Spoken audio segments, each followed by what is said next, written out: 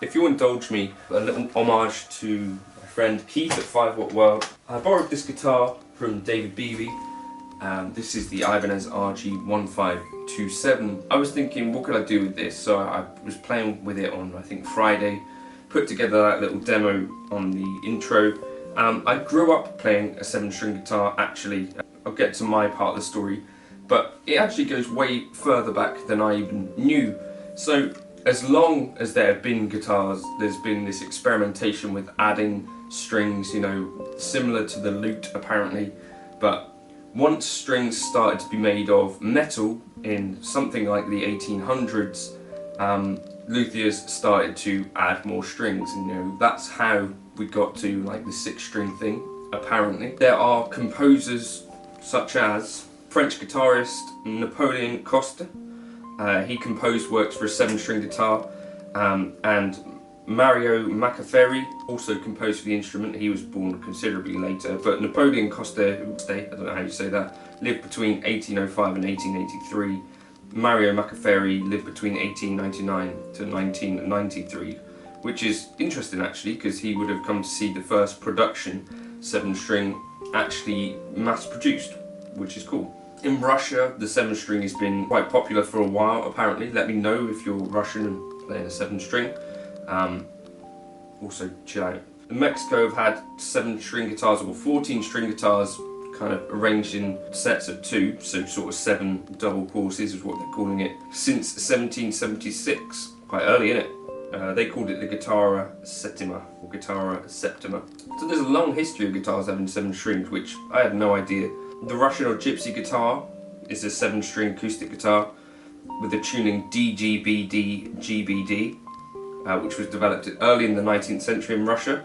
There's a history of sort of the hollow body jazz thing, which starts in like the 1930s, and Epiphone were a big part of this, building guitars as they did for George Van Epps, sort of in the late 1930s. Gretsch also built a signature for him in the late 60s and early 70s. This is probably the first production kind of 7-string guitar. People that may have used the 7-string or did include Bucky Pizzarelli, Howard Oldham, Ron Hachette, Chance Russell. Lenny Breau was the only one of those, incidentally, that added an A string higher. I think the tendency has been to add a bass string. Lenny Breau also added an A string occasionally.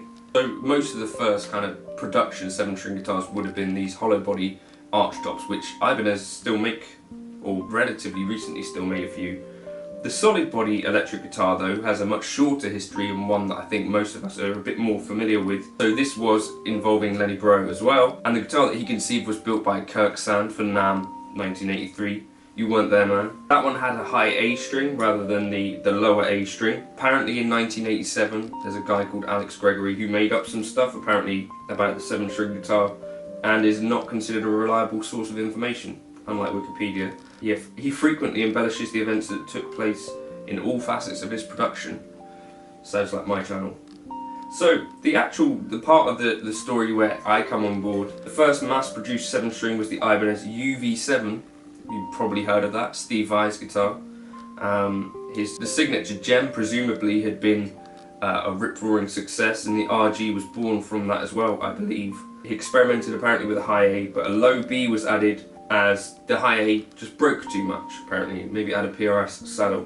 When Vai was touring with Whitesnake, he used the 7-string prototype and used guitars for his 1990 release Passion and Warfare. And I think where I know about 7-string guitars from is from the guitarists from Korn, Head and Monkey. They both had signature kind of Ibanez 7-strings. I never owned one of those, but I did have an Ibanez RG7620. But oftentimes, you know, I think basically in the 1990s and 2000s, or 2000s certainly for me, the Ibanez RG, or 7-string guitars in general, as they would have been made by other folks, possibly including Squier, Epiphone, Jackson, I guess, as well. They started to be used kind of almost exclusively in the new metal realm. So we went from kind of classical music and folk music and sort of Spanish, Latin music to jazz, and then to what I think most people think of it as now, which is largely kind of a metal or heavy music focused instrument, but the history goes way further back than that. So yeah, I bought one in when I was about 14, so maybe 2003, something like that. I bought an Ibanez RG7620 second hand.